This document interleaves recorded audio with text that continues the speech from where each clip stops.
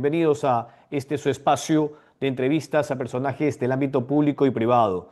La castración química ha sido propuesta por el presidente Daniel Noboa Sin para casos de violación con sentencia condenatoria ejecutoriada. Un tema que no es nuevo en el Ecuador, se lo propuso en el año 2019 el ex asambleísta Héctor Yepes de las filas de lo que en su momento fue la alianza Suma y Creo. Lo hizo a petición de la también legisladora en esa época, Poli Ugarte, pero no hubo mayor alcance, no se aprobó ni se conoció finalmente. Esta propuesta era en materia penal, para insertarla en el Código Orgánico Integral Penal. Ahora el jefe de Estado ha vuelto a plantear esta reforma constitucional. Su análisis está en la Corte Constitucional y por eso hemos invitado al doctor Antonio Gagliardo, quien antes fue magistrado de la Corte Constitucional. Doctor, gracias por atender esta entrevista. Bienvenido. Sí, muy buenos días. Muchas gracias por invitarme a este programa.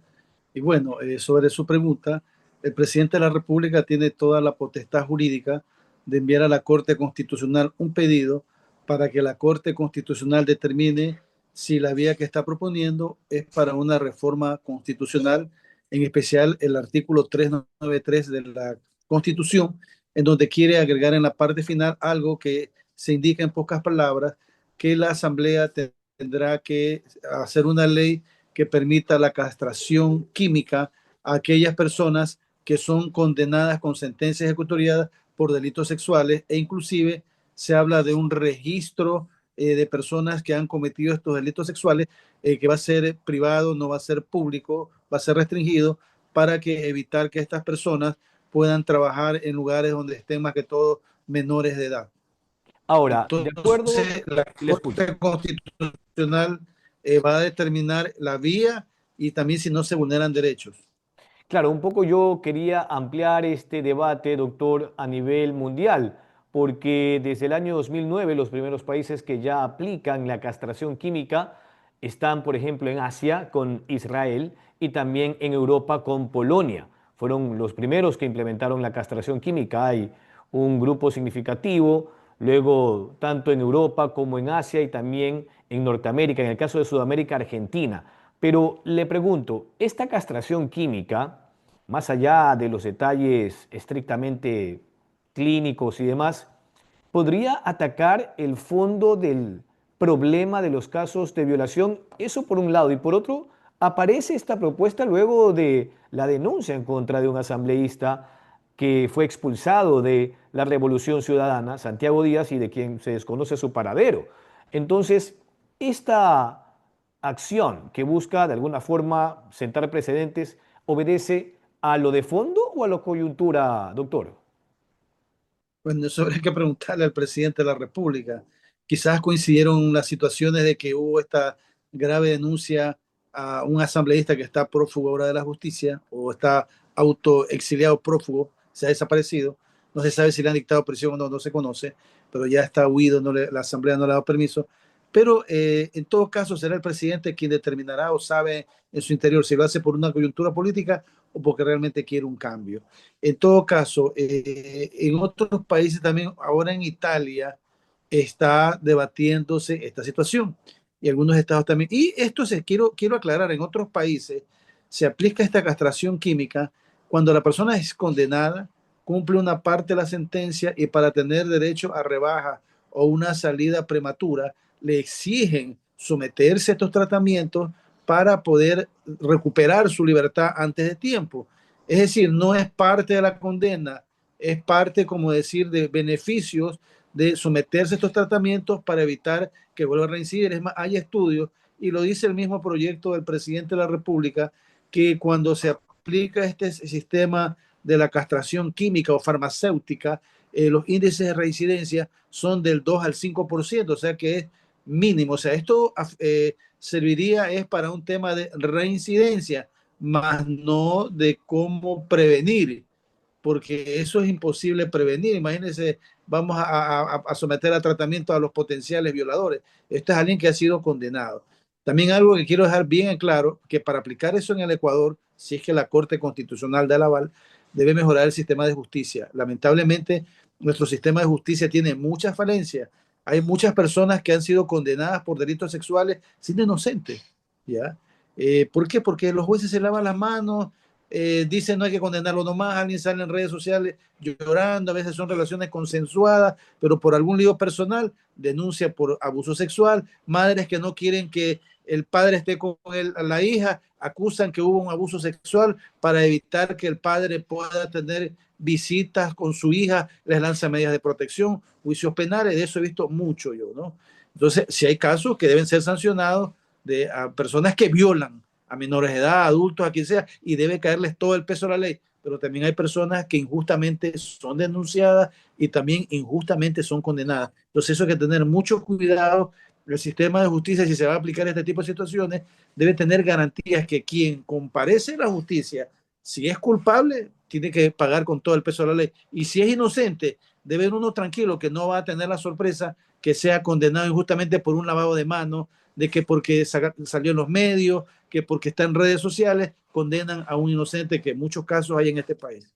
Usted tocaba un tema muy particular, doctor, porque decía, habría que ver si es para la reincidencia, porque una cosa es que se establezca en esta reforma, si es que avanza todo, que todo condenado ya por un delito de violación, quien llegue a esa sentencia condenatoria ejecutoriada debe someterse de manera obligatoria a la castración química. Usted quizás plantea esa modulación que sea solo para casos de reincidencia, eso por un lado, y por otro, hay ejemplos de otros países donde existe la castración química voluntaria, como bien usted lo exponía hace un momento, a manera de beneficio penitenciario para bajar el pago de su condena. Claro, el proyecto de ley no establece hasta qué punto es voluntario u obligatorio. Voluntario es que si alguien se quiere someter, lo hace y tiene algún beneficio, justamente para evitar una potencialidad de que estando libre vaya a atentar sexualmente contra menores de edad, personas, etcétera.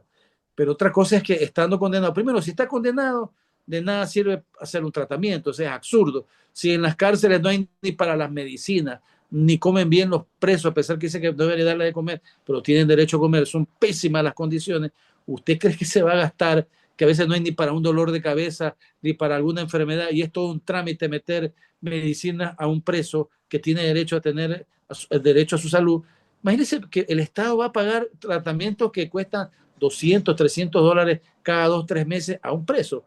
Inclusive vale más del costo de un preso en el sistema penitenciario. Entonces, esto no serviría para que cuando la persona está cumpliendo la pena, porque no tiene sentido, pues no, o sea, solamente para proteger a otros internos de ese interno que es violador. Imagínense, ¿no?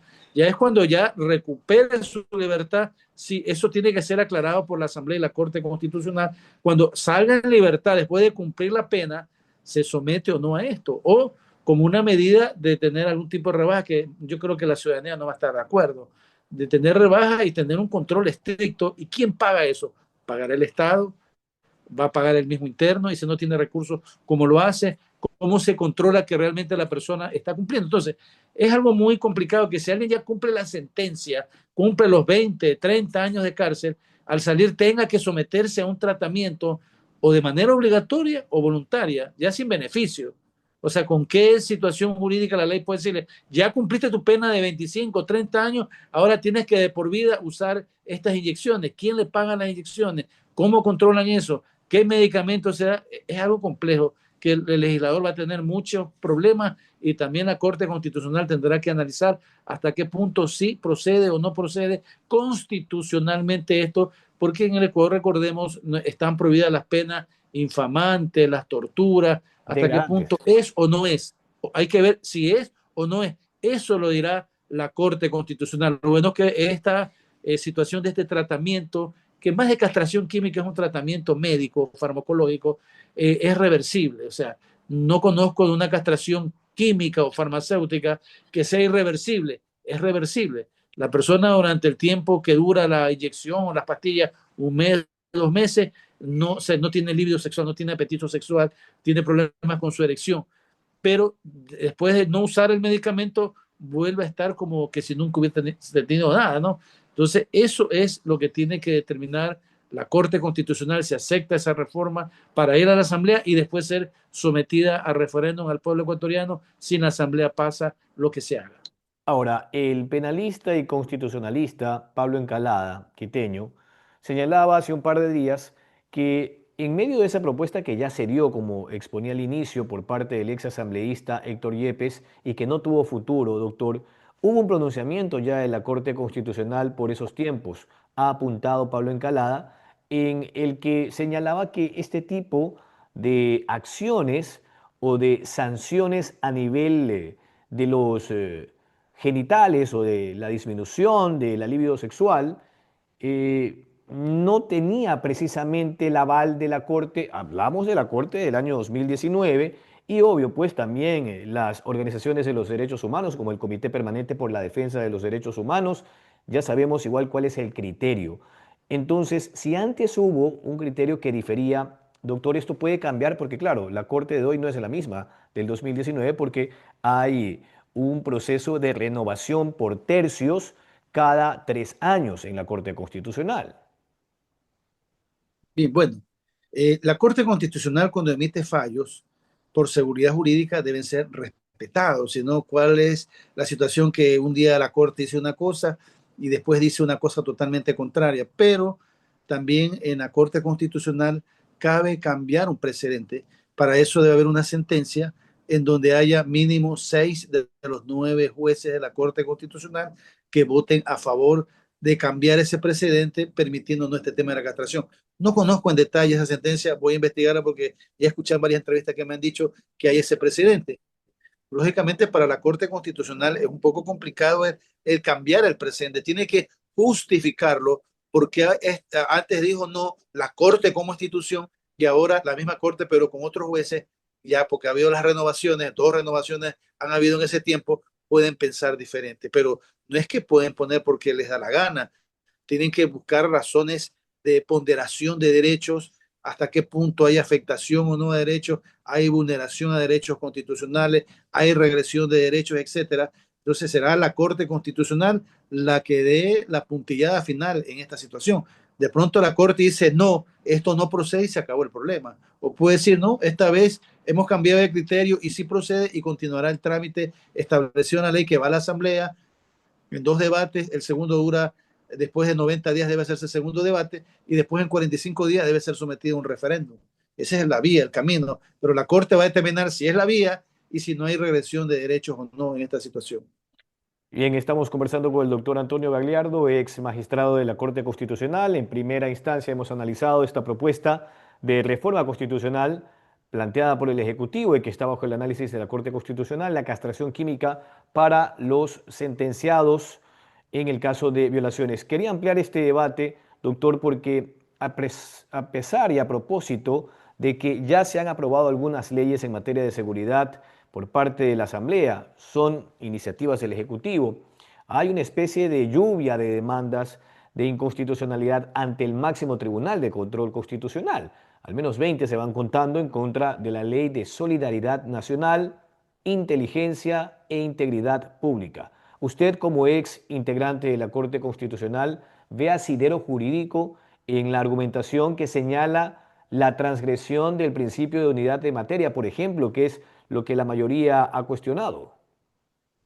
Sí, bueno, la Corte Constitucional en esto sí tiene amplios fallos donde ha declarado la inconstitucionalidad y ha dado reglas muy claras de cómo deben ser estos proyectos económicos urgentes, y que tiene que ser un acto de inminencia, un acto, podríamos decir, de gran gravedad que establezca que se deban crear nuevos impuestos, por eso se llaman económicos urgentes, que haya una urgencia, que sea como después un terremoto, que haya una guerra, por ejemplo, un conflicto en donde se necesita de urgencia recaudar fondos, una desgracia nacional, como cuando hubo el tema del COVID, etcétera. Eso es lo que podríamos decir da vía libre a que haya un proyecto económico urgente, porque si no, las leyes deben seguir su camino normal, regular, ordinario. Entonces la Corte ha dado reglas y quizás en este tema no haya esta situación. Esto en lo que es en la primera parte, en la parte de forma de que no habría de pronto una situación económica urgente. Y segundo, lo más grave, y creo que es donde más fuerte va a haber problemas para ver una potencial inconstitucionalidad, es el tema de la unidad de materia. O sea, la ley, perdón, la Corte Constitucional en sus fallos y también las sentencias que hay, lo que dice la Ley Orgánica de Garantía Jurisdiccional y la Constitución, establece que debe ser una sola materia económica y puede hacerse cambios en leyes conexas, en temas conexos económicos. Económico, ejemplo, se hace algo de impuestos, reformas a la ley del SRI, a la ley de contratación pública, al Ministerio de Finanzas, al Código Penal de pronto en temas relacionados a sanciones a los evasores de impuestos o los que presentan informes falsos para deducciones de impuestos. O sea, eso tiene una conexidad en algo económico urgente. Pero aquí en estas leyes, en un tema económico urgente, han metido temas de adolescentes, nombrar jueces a dedo, de emergencias en la función judicial, reformas al Código Penal en delitos que no tienen nada que ver con económico financiero, hasta en temas de jubilaciones, en fin, o sea, es una verdadera fanesca que de pronto son buenas las ideas, son necesarias quizás para el país, pero no es la forma. Por eso son inconstitucionalidades en cuanto a la forma. Entonces yo veo muy difícil, no estoy en contra del gobierno, no tengo nada en contra del gobierno, no soy político, es más, yo quiero que le vaya bien a este gobierno, porque si le va bien a este gobierno, nos va bien a todos los ecuatorianos, pero es la forma, o sea, estamos en un Estado de Derecho y parece que en ese ímpetu de querer meter tantas cosas en una ley económica urgente, aprovechando una mayoría que tiene ahora el Ejecutivo, no se puede tampoco hacer tabla rasa a lo que dice la Constitución y las leyes encajadas en este tema. O sea, es un error del presidente y le va a costar caro porque la Corte Constitucional, lo más seguro, salvo que ahí haya una situación muy especial de presiones, arreglos, no sé, todo es posible en este país, pero jurídicamente, desde el punto de vista técnico, jurídico, constitucional, eso va camino a ser declarado inconstitucional por la forma más que todo. Y no hablemos del fondo, que por el fondo también hay muchas situaciones por las cuales podría ser también declarada inconstitucional esta ley. Pero solamente lo que es la forma, lo que es una ley económica urgente y la unidad de materia, hay suficiente fundamento para tirar abajo toda la ley, toda la Eso, ley, eso todos le, los proyectos de ley. eso le quería preguntar, doctor, porque claro, una cosa es que se declaren inconstitucionales determinados artículos. Usted ha hablado de toda la ley. Entonces, ¿qué pasaría con lo que desde hoy ha venido ya aplicando el presidente Daniel Noboa, estrenando la ley de solidaridad nacional para ampliar los criterios del conflicto armado interno? Porque ha señalado, se identifican las dos causales. Primero, la permanencia y actividad de los grupos armados delictivos y luego la intensificación de los delitos, porque ya ve usted lo que pasa con las tasas de extorsiones vía vacunas, secuestros, asaltos a mano armada y ni hablar de las muertes violentas. Bueno, si se declara la inconstitucionalidad, lógicamente quedan sin efecto todas esas reformas, todo regresa a su estado anterior y cualquier disposición posterior es nula. Y mire, yo digo algo, ¿no? Yo no sé quién le mete eso al presidente, si es cosa de él o de algún asesor que debería despedirlo. La Corte Constitucional ya por varias ocasiones, yo he leído, porque a cada rato me entrevistan por temas constitucionales, que me obliga siempre a estar al día en la información para no dar una información errada. Oiga, la Corte Constitucional varias veces, unas 4 o 5 ocasiones, le ha dicho al presidente, señor presidente, le vamos a dar el estado de excepción solamente por grave conmoción interna, no por lo que usted pidió de conflicto armado interno. Aquí no hay conflicto armado interno. La Corte Constitucional ha dado los parámetros y no ha cambiado esos precedentes. Para que haya un conflicto armado interno debe haber tal y cual condición. Si no está en estas condiciones, no hay. Y lo que usted está estableciendo no es un conflicto armado interno. Le llaman la atención. Ya lo único que falta es llamarlo hasta poderlo tomar una acción contra él, incumplimiento de una sentencia constitucional. Inclusive hasta ahora forma un organismo que se ordenó por la Corte Constitucional que se forme para analizar estos temas de delincuencia y hasta ahora se forma. Y eso es un incumplimiento de una sentencia constitucional que le puede costar el puesto a muchos funcionarios.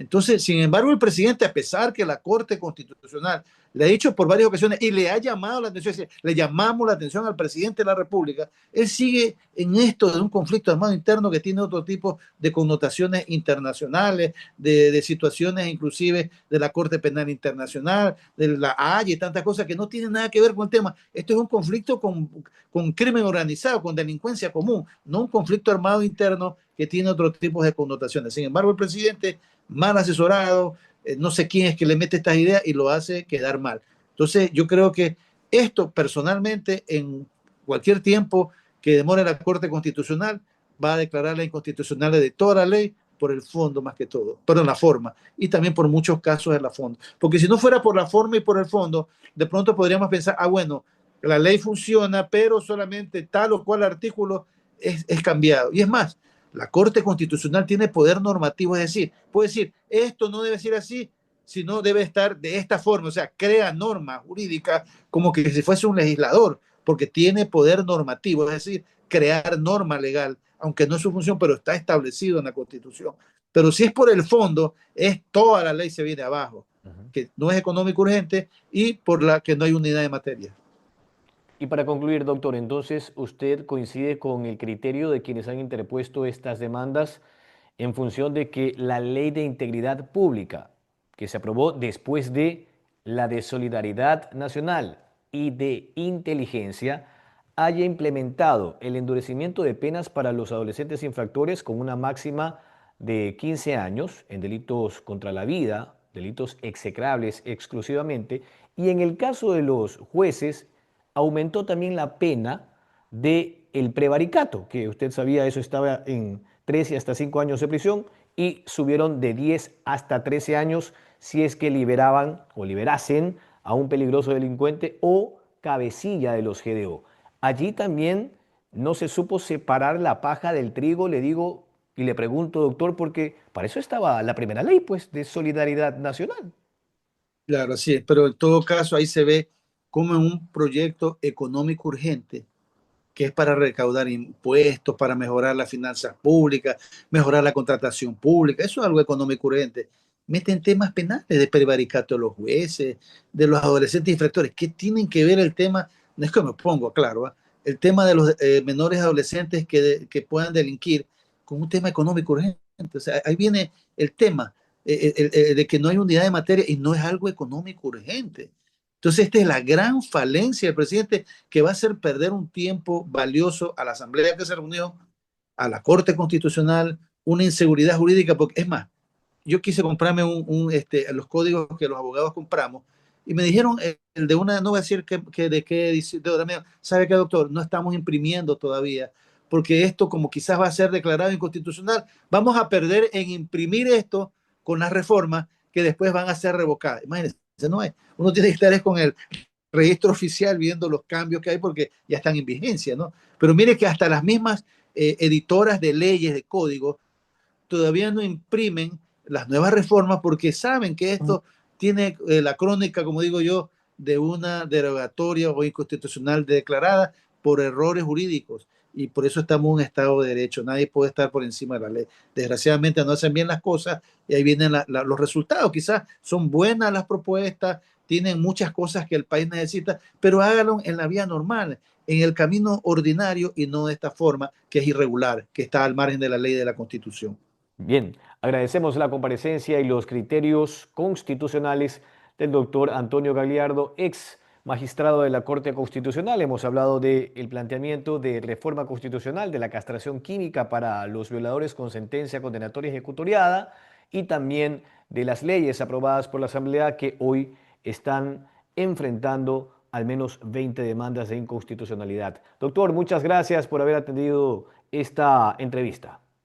Siempre las órdenes, un fuerte abrazo. Muchas gracias a usted. Que tenga un excelente día.